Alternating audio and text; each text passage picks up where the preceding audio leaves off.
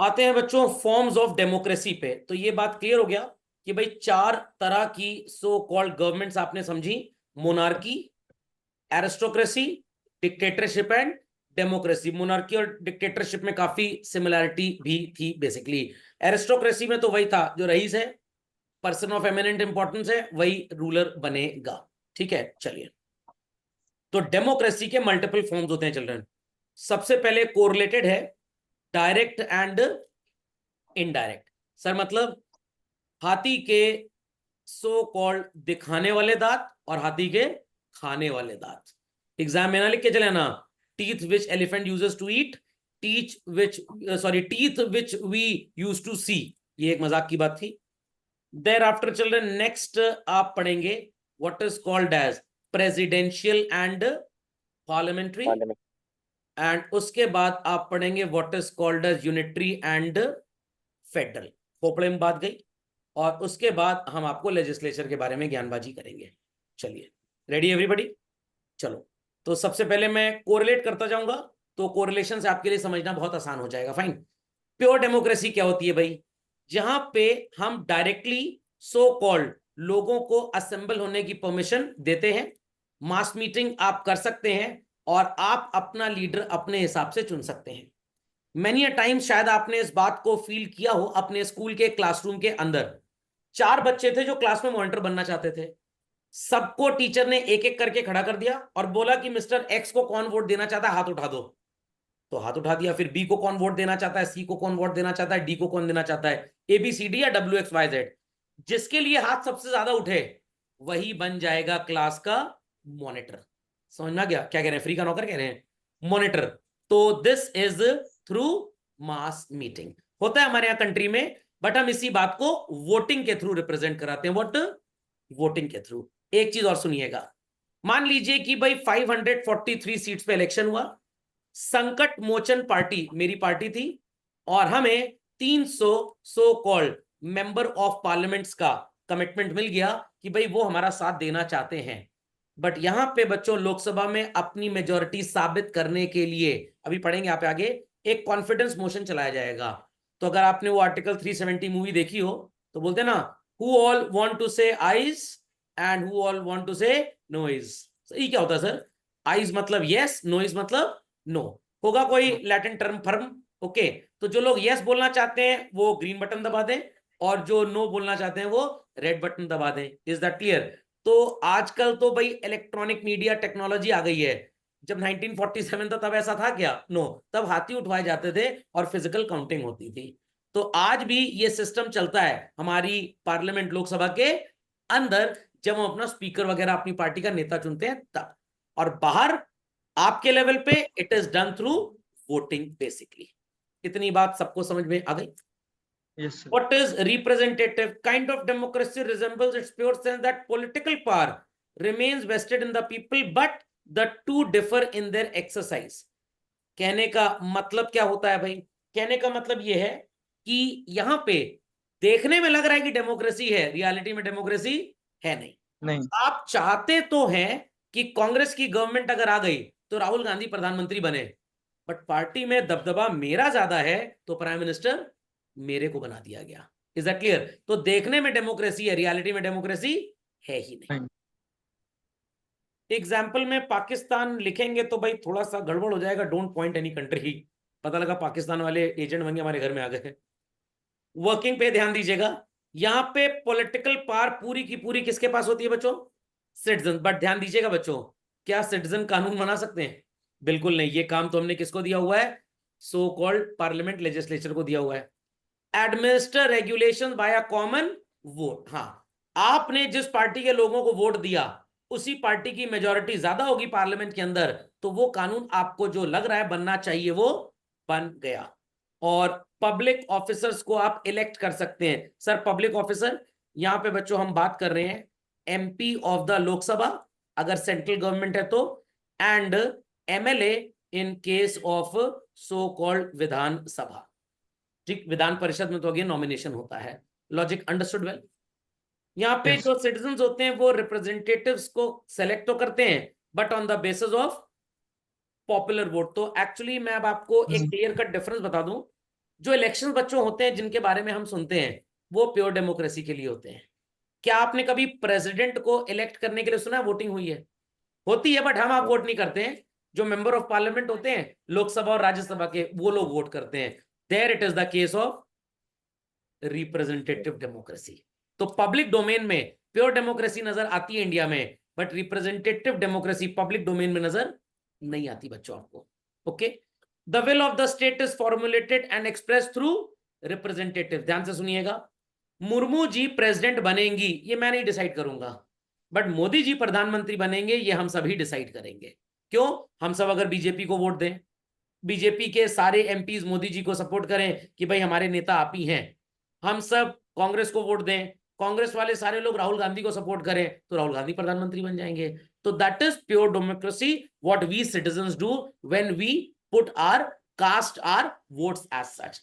But जब ये president वगैरह का सिलेक्शन होता है तो हम वोट कास्ट नहीं करते, कौन करता है? एमपीज ही करते हैं चिल्ड्रन।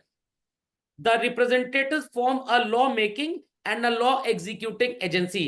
ध्यान दीजिएगा, फाइनेंस मिनिस्टर निर्मला सीतारमन जी ने बजट प्रेजेंट किया, पार्टी के लोगों ने हाँ में हाँ मिलाई और बजट पास हो गया और एनैक्ट हो गया। हमने निर्मला सीतारमन जी को भेजा था, that is pure democracy. But उन्होंने तो खैर इलेक्शन जीता ही नहीं, तो वो राज्यसभा से एमपी मान लीजिए बन गई। सॉरी, उन्होंने जीता था इस बार, इज दैट क्लियर? बट नहीं जीता होता तो राज्यसभा से बनती। एंड अब उन्होंने हमारे बिहाफ पे कानून बनाया, फाइनेंस बिल, और सारे जो मेंबर्स थे उन्होंने उसको अग्री कर लिया, तो दैट इज रिप्रेजेंटेटिव डेमोक्रेसी। तो आप ये भी बोल सकते हैं कि टू टीयर डेमोक्रेसी है। हम जब नेता चुनते हैं तो प्योर डेमोक्रेसी, नेता आगे के काम जब करते हैं तो इट इज रिप्रेजेंटेटिव डेमोक्रेसी। तो वो हमें रिप्रेजेंट कर रहे हैं basically. On the matters of governance the representative, again बच्चों यहां पे एमपी आ जाएंगे, they are accountable and answerable to the general public. क्यों कोविड में हॉस्पिटल की व्यवस्था ठीक नहीं थी ये मैं बताऊंगा? नो, ये मिनिस्टर ऑफ ह्यूमन रिसोर्स बताएंगे। तो ये बात एकदम क्लियर हो गई, बड़ा डिफिकल्ट है इसको समझना। तो याद रखिएगा, what you and we do in general domain of casting our votes at the time of election is a formation of pure democracy. Once people are selected, they go and sit in the Lok Sabha, Rajya Sabha, central government के case में, या विधानसभा and विधान परिषद state government के case में, it is called as representative democracy. वो हमें रिप्रेजेंट कर रहे हैं। Logic understood well? Dhairya ji Garg ji समझ गए इस बात को? चलिए, तो प्योर डेमोक्रेसी अल्टीमेटली कहां पे आपको सबसे पहले नजर आएगी? एथेंस में 4th और 5th सेंचुरी बीसी में चिल्ड्रन, और सो कॉल्ड रोम में ये बहुत पॉपुलर था। Here children, citizens have equal opportunity of participation if the political affairs and so called, in contrast to monarchy or dictatorship form of government, political power किसके बीच में रहेगी? लोगों के बीच में। आप नेता चुन के भेजोगे, तो ये मत सोचिएगा किसी कंट्री में रहेगी प्योर डेमोक्रेसी और किसी कंट्री में रहेगी रिप्रेजेंटेटिव, ऐसा कुछ नहीं होता है। हम सेलेक्ट करें तो प्योर, फिर वो हमारे बिहाफ पे काम करे तो रिप्रेजेंटेटिव। तो it's a two tier system basically. Logic समझ में आ गया? तो मैंने पैसे कमाए, मैं भारत सरकार को टैक्स दूंगा, डायरेक्ट टैक्स। पीवीआर पे टैक्स लगाया गया, मैंने टिकट खरीदा, मेरे थ्रू पीवीआर ने गवर्नमेंट को टैक्स दे दिया, इट इज इनडायरेक्ट, गया तो मेरी जेब से, मेरी कमाई पे मैंने इनकम टैक्स दिया, वही मेरी जेब से जाएगा। मैं मूवी देखने जाऊंगा, टिकट खरीदूंगा, वो टैक्स भी मेरी जेब से जाएगा। बट यहां पे एक पार्टी बीच में आ गई, तो आप जो कानून बनवाना चाहते हैं वो एमपी साहब बनवा देंगे, इट इज इनडायरेक्टली। आपने डायरेक्टली एमपी को सेलेक्ट किया है, वोट किया है। ओके चलन, so this type of government is criticized for those countries children where the territory is very large, क्योंकि हर इंसान अलग अलग पर्सन को वोट देना चाहेगा। तो हो सकता है कि डेमोक्रेसी ठीक या पार्टी एक इकलौती कभी अपना सो कॉल्ड साम्राज्य स्थापित कर ही ना पाए। जैसे अभी मोदी जी ने गवर्नमेंट तो बना ली, बट क्या बीजेपी की सरकार है? No, it is NDA, national democratic alliance. उसके बाद भी हमने, वो कौन से थे भाई हमारे आंध्र प्रदेश के चीफ मिनिस्टर, क्या नाम है, चंद्रबाबू नायडू, उनका सपोर्ट लिया, और नीतीश माथुर जी बिहार के जो सीएम है उनकी पार्टी का सपोर्ट लिया, तब जाके गवर्नमेंट बीजेपी की बन पाई। ओके, समझ में आ गया? यहाँ पे आपको 3 शब्द नजर आएंगे बच्चों, इनिशिएटिव, प्लेबिसाइट एंड रेफरेंडम, ये क्या होते हैं सर? ध्यान से सुनिएगा, ये क्या होते हैं? The voters meet in open air parliament. I repeat children, open air parliament. वही क्लास में हाथ उठवा लिए गए कि भाई कौन किसको अपना मॉनिटर चुनना चाहता है, that is called as initiative. तो किसने इनिशिएटिव लिया children? Deliberate upon decide public affairs by way of initiative where a specified number of voters prepare a bill for acceptance or approval by legislature of general public, it becomes a law। ध्यान दीजिएगा बच्चों मेरी बात पे, हिंदुस्तान में ये नहीं चलता है। हम नेता चुनते हैं, नेता पूरा ड्राफ्ट बनाता है, बनवाता है बेसिकली पढ़े लिखे लोगों से कि कैसा होगा। What it clear? तो this is not happening in India. यहाँ पे लोग ड्राफ्ट बनाते हैं और लोग ही अपनी सहमति देते हैं कि ये माना जाएगा या नहीं माना जाएगा। It is now going to become a law. तो it is exact people's government, exact people's government. But क्या हमारे केस में ऐसा होता है? No. The term plebiscite is used where important issue could be decided by whom children? Government, and is decided by the vote of the people। हमारे ऐसा ही होता है, हम नेता चुन के ये लोकसभा में भेज देते हैं, वहां पे वो डिस्कशन करते हैं, बातचीत करते हैं किसी नए कानून के ऊपर और वो कानून बनाते हैं। तो इंडिया में इनिशिएटिव नहीं चलता, क्या चलता है? प्लेबिसाइट चलता है। समझ में आ गया? Referendum where the bill is passed by legislature. ध्यान दीजिएगा बच्चों, कानून बनने का जो प्रोसेस है, लोकसभा में ड्राफ्ट तैयार हो गया, लिख लिया सब कुछ और बड़बड़ाना स्टार्ट किया नेताजी ने। मान लीजिए कि जॉब्स से रिलेटेड कोई बिल है, तो ये जो हमारे मिनिस्टर ऑफ ह्यूमन रिसोर्स, अब मिनिस्टर ऑफ एजुकेशन हो गए, वो रीड करेंगे। सेफ्टी एंड सिक्योरिटी, एनआरसी का नाम सुना है? ये जो नेशनल रजिस्ट्रार ऑफ सिटीजन बन रहा है, इससे रिलेटेड कोई कानून है, होम मिनिस्टर साहब पढ़ेंगे। जैसे आपने अमित शाह जी की स्पीच देखी होगी जब जम्मू एंड कश्मीर को ठीक मरम्मत किया जा रहा था, आर्टिकल 370। सर वो क्यों बोलेंगे? अरे भैया होम मिनिस्टर हैं, उन्हीं की छत्र छाया में सब कुछ आता है। तो फाइनेंस का काम फाइनेंस मिनिस्टर देखेगा, समझ में आ गया? होम मिनिस्ट्री का काम safety and security home minister देखेगा। अब उन्होंने बड़बड़ाना पटर पटर चालू किया, पार्टी वाले तो भाई उनकी हाँ में हाँ मिलाएंगे, ना थोड़ा करेंगे। Is that clear? फिर ये चीज अभी आगे हम पढ़ेंगे, जाएगी राज्यसभा में, वहां पे डिस्कशन होगा, वहां पे जो डिस्कशंस होंगे उनको फॉरवर्ड करेंगे बैक टू लोकसभा। अगर फाइनेंस बिल है, मनी से रिलेटेड है, तो लोकसभा की मर्जी, उनकी बात माने चाहे ना माने। बट अगर नॉन मनी बिल है, नॉन फाइनेंस है, तो बिना राज्यसभा की हरी झंडी दिखाए कानून बन ही नहीं सकता। तो लोकसभा कुछ भी कर ले, कानून बनेगा ही नहीं जब तक राज्यसभा उसको अप्रूव ना कर दे। फिर वो सजेशंस मानेंगे, प्रेसिडेंट के पास भेजेंगे और कानून बनेगा।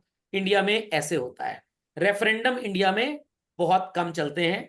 क्या लिखा है? Bill is passed by the legislature, मतलब लोकसभा राज्यसभा में पास हो गया, अब forwarded to the president for signature and making a law. But यहां पे क्या लिखा है? Forwarded to the voters for final ratification. Ratification का मतलब चूहों को काटना है? No no no no no, ratification का मतलब होता है कंफर्मेशन। सर ये आसान भाषा में नहीं लिख सकते? नहीं बच्चों, इसमें और भी ढेर सारी बातें आती हैं, ये तो आपके लेवल पे मैंने मीनिंग आपको समझा दिया। ओके, रैटिफिकेशन का मतलब confirmation in the same way as it is presented to you without any restriction and personal thought of yours. खोपड़े में बात जा रही है कि टेंजेंट भी नहीं बना? Yes sir. नहीं, यहां पे क्या लिखा है? Passed by the legislature, forwarded to the voters. अब ध्यान से मेरी बात सुनिएगा, फॉरवर्डेड टू द वोटर्स कौन? अगर आप पब्लिक को वोटर समझ रहे हैं तो नहीं होता, बट जो एमपीज आपकी पार्टी के हैं और ऑपोजिशन वाले भी अपोज नहीं कर रहे, अगर वो कर रहे हैं तो ये रेफरेंडम होगा। बट ये यहां पे वोटर्स का मतलब पब्लिक है। क्यों पब्लिक है? यहां क्या लिखा है? Passed by the legislature. तो लोकसभा राज्यसभा ने तो पास कर ही दिया, तो उसके बाद अब वोटर कौन है? पब्लिक है ना। तो पब्लिक को थोड़ा दिया जाता है ऐसा कुछ। हाँ, कभी कभी जब कानून बनता है तो गवर्नमेंट कुछ ऑफिशियल वेबसाइट्स के थ्रू लोगों के सुझाव मांगती है, लोगों के सुझाव मांगती है, फॉरवर्डेड टू द वोटर नहीं होता है। समझ में आ गया? तो इंडिया में चलता है what is called as plebiscite. तो इनिशिएटिव का मतलब लोग बनाएंगे और सरकार को देंगे, रेफरेंडम का मतलब सरकार बनाएगी लोगों को देगी। ऐसा थोड़ा होता है इंडिया में। इंडिया में ये चलता है। समझ गए इस बात को? धैर्य जी गर्ग जी समझ गए? चलिए, yes sir. What is presidential and parliamentary? America का नाम सुना है बच्चों? अमेरिका में इस तरह से लोकसभा राज्यसभा वगैरह कुछ भी नहीं चलता, इंडिया में चलता है चिल्ड्रन। ओके, ध्यान से सुनिएगा। पार्लियामेंट्री सिस्टम, चिल्ड्रन ये थोड़ा सा रिवर्स लिख गया है, I will get it corrected and then give you the sheet. Basically presidential यहां होना चाहिए था और पार्लियामेंट्री इधर होना चाहिए था, तो आप इसको क्रिस क्रॉस करके समझ लीजिएगा। ठीक, चलिए तो पहले मैं आपको प्रेसिडेंशियल समझा देता हूं। Executive branch of the government is independent, executive पता है ना, prime minister, president and all that, of the legislature for its tenure and actions. ये जनरली यूएसए में और अर्जेंटीना में आपको मिलेगा। पार्लियामेंट्री आपको कहां पे मिलेगा भाई, इंडिया में और यूके में, क्योंकि हमारा कॉन्स्टिट्यूशन भी यूके से इम्बाइब किया गया, इंग्लैंड से, तो एक्चुअली इंडिया उसी के बेसिस पे चलता है। तो आप इसको रिवर्स, मैं आपको नोट्स दूंगा तो रिवर्स करके दूंगा, not to worry. Is that understood children? तो इंडिया में कौन सा चलता है बच्चों, पार्लियामेंट्री, और यूएस में कौन सा चलता है, प्रेसिडेंट। समझ में आ गया? यहां पे जो एग्जीक्यूटिव बॉडी है, president, vice president, prime minister, minister of state, जितने एमपीज होते हैं चिल्ड्रन, उनकी जिम्मेदारी क्या है, health, education, food, public distribution, ration की दुकान सुना है, ये सारा काम, डिफेंस, पुलिस सर्विस, ये किसकी जिम्मेदारी होती है चिल्ड्रन? लेजिस्लेचर कानून बनाएगा कि भाई तुमको ये सब देखना है, इसीलिए अलग अलग मिनिस्ट्रीज बनाई जाती हैं। What happens in case of presidential system? President is elected by the people. तो इंडिया में प्रेसिडेंट के लिए वोट हम लोग अपन नहीं देते हैं, कौन देता है, एमपी। यूएस में डोनाल्ड ट्रंप साहब को पब्लिक ही सेलेक्ट करती है। सो president is elected by the period for by the public for a fix period until unless there is impeachment done। impeachment क्या होता है सर? जब किसी प्रक्रिया के थ्रू हम प्रेसिडेंट को ही हटा दें। सर इंडिया में ऐसा होता है, हाँ, प्रावधान है कॉन्स्टिट्यूशन में। आज तक ऐसा एक बार हुआ है, एक कोई चेन्नई के जज साहब, चेन्नई कोर्ट के शायद चीफ जस्टिस थे, उन्होंने कुछ गड़बड़ी कर दी थी तो उनको निपटा दिया गया था। तो इम्पीचमेंट को हिंदी में महाभियोग बोलते हैं। It's a major exercise where we remove an officer from the chair. President को भी हटा सकते हैं, प्राइम मिनिस्टर को तो एमपी लोग मिलकर हटा देंगे। ओके, प्रिंसिपल क्या है भाई, बहुत सिंपल सी बात है। इन case of parliamentary children, the collective responsibility किनकी होती है भाई, मिनिस्टर्स की। और यहां पे आपको सेपरेशन ऑफ पावर्स नजर आता है। प्रेसिडेंशियल में children so called separation of powers थोड़ा सा कम समझ में आएगा आपको, क्योंकि सारी चीज एक पर्टिकुलर पर्सन के ऊपर ही रहती है। Logic understood well? Logic understood well children? तो जो प्रिंसिपल बेसिस है, यहां से टेक्स्ट मैंने ठीक लिखा है, वैसे सो कॉल्ड ये थोड़ा उल्टा टाइप हो गया था, मैं आपको करेक्ट करके दूंगा, not to worry at all. खोपड़े में बात गई चिल्ड्रन? प्रिंसिपल बेसिस सबको समझ में आ गया? तो यहाँ पे जितने हमारे काउंसिल ऑफ मिनिस्टर्स हैं, इन सबकी जिम्मेदारी होती है पार्लियामेंट्री में। प्रेसिडेंशियल में ऐसी कोई जिम्मेदारी होती ही नहीं है। तो कौन सा सिस्टम आपको डेमोक्रेटिक लगता है, पार्लियामेंट्री या प्रेसिडेंशियल? पार्लियामेंट्री चल रहा है। Logic understood well? So children, in presidential system, the chief executive is totally independent, but यहाँ पे हम इसको कैबिनेट गवर्नमेंट भी बोलते हैं। सुना ना, ये कैबिनेट मिनिस्टर हैं, तो एक स्पेशल कैटेगरी ऑफ मिनिस्टर्स होते हैं, उनको कैबिनेट मिनिस्टर बोला जाता है। समझ गए इस बात को? चलिए अगला आ रहा है बच्चों, यूनिटरी एंड फेडरल। तो यूनिटरी वर्ड से ही आपको समझ में आ जाता होगा, a single unit, a single unit. India में क्या होता है बच्चों, स्टेट की गवर्नमेंट अलग होती है और सेंट्रल की अलग, बट यूएस में ऐसा नहीं है, वहां पे गवर्नमेंट एक होती है। So unitary government is one where state with all its units and provinces is organised under a single government. ऐसा नहीं कि पार्टियां यूएस में नहीं होती, दो वहां भी होती हैं, यहाँ पे भी होती हैं, बट यहाँ पे सो कॉल्ड स्टेट गवर्नमेंट अलग चलेगी और सेंट्रल अलग। ऐसा क्यों सर? देश बहुत बड़ा है, इजी नहीं है कंट्रोल करना, ये मोहल्ला बराबर देश होता है इन सबका, तो इनके लिए अगर ज्यादा गवर्नमेंट डिविजन बन जाएं तो सरकार चलाने के खर्चे ज्यादा हो जाएंगे। स्टेट में भी एमपी होगा, सेंटर में भी एमपी होगा। Is that clear? So whole power is conferred by the constitution upon a single central organ. ये ऑटोनॉमी इनको पूरी की पूरी मिलती है चिल्ड्रन, और इस गवर्नमेंट को आप यूनिटरी बोलते हैं। यहाँ पे डिविजन होता है, कॉन्स्टिट्यूशन होता है, सेंट्रल गवर्नमेंट अलग होती है और स्टेट गवर्नमेंट अलग। तो Indian system is federal system basically. समझ में आ गया how it works? Again children it's very easy. Local और प्रोविंशियल गवर्नमेंट ढेर सारे डिपार्टमेंट्स बनाती है बस, और सारे डिपार्टमेंट्स डायरेक्टली किसको रिपोर्ट करेंगे? प्रेसिडेंट को। Is that clear? आपने मूवीज देखी होंगी अमेरिका वाली, air force one and all that, तो कहते हैं ना everybody report to the president. But India में ऐसा नहीं होता है। हमारी स्टेट की पुलिस योगी साहब को रिपोर्ट करेगी, योगी साहब फिर प्राइम मिनिस्टर ऑफिस या होम मिनिस्ट्री को रिपोर्ट करेंगे, और वो फिर प्रेसिडेंट को रिपोर्ट करेंगे। तो here local and provincial government is there. Local and provincial क्या होते हैं? ध्यान से सुनिएगा। Central government headed by the prime minister, state government is headed by the chief minister, फिर वो ग्राम सभा, पंचायत, म्युनिसिपल कॉर्पोरेशन, ये सब होते हैं। तो ये पार्लियामेंट्री में भी आपको नजर आता है, और इसी को फेडरल बोलते हैं चिल्ड्रन। सो ये इसीलिए किया जाता है ताकि रीजनल लेवल पे हमारा डेवलपमेंट बहुत ज्यादा हो, और स्टेट डेवलपमेंट में इनइक्वालिटीज ना हो। ऐसा ना हो कि कोई स्टेट तो बहुत पनप गया और कोई स्टेट एकदम नहीं पनप पाया। That's why we need federal governments. 3 tier India में ऐसा होता है। हो सकता है कि किसी कंट्री में स्टेट और सेंटर हो, व्हाट इट क्लियर, बट उसके नीचे कुछ हो ही ना। हमारे यहाँ होता है, स्टेट अलग है, सेंटर अलग है, फिर स्टेट के अंदर डिस्ट्रिक्ट लेवल पे भी होता है। और वो 3 टियर इसीलिए बनाया गया है क्योंकि हमारी पॉपुलेशन, हमारा एरिया ऑफ स्पैन बहुत ज्यादा है। जैसे मान लीजिए आपके घर में 20-25 लोग हैं, तो भाई अब एक किचन में सबका 8 पाना पॉसिबल नहीं है, तो 10 फ्लोर का घर ही बनवा दिया गया, हर फ्लोर पे अलग अलग किचन हो गया है। ओके, सो यहाँ पे प्रैक्टिकली कोई कॉन्स्टिट्यूशनल डिविजन नहीं होता। यहाँ पे कॉन्स्टिट्यूशनल डिविजन है बच्चों, कुछ काम सेंट्रल गवर्नमेंट को करने हैं और कुछ स्टेट, और कुछ दोनों मिलके करते हैं। तो जो दोनों मिलके करेंगे वो बेसिकली अलग अलग लिस्ट होती है, सेंट्रल की लिस्ट अलग, स्टेट की लिस्ट अलग, और जो काम दोनों को करने हैं वो कॉन्करेंट लिस्ट में चले जाते हैं। तो we can say India has adopted federal features, but ये अपने आप को कभी भी फेडरेशन ऑफ स्टेट्स नहीं बोलता। यूएस अपने आप को फेडरेशन ऑफ स्टेट्स बोलता है, बट वो फेडरल है नहीं। ध्यान से सुनिएगा, हम फेडरल हैं बट फेडरेशन ऑफ स्टेट्स नहीं बोलते। यूएस फेडरल नहीं है बट अपने आप को फेडरेशन ऑफ स्टेट्स बोलता है। यूएस के फ्लैग में स्टार्स होते हैं ना, कितने हैं पता है? 51। क्यों सर? शगुन का नंबर है ना 51। 51 स्मॉल स्टेट्स आर देयर, हर स्टार एक स्टेट को रिप्रेजेंट करता है।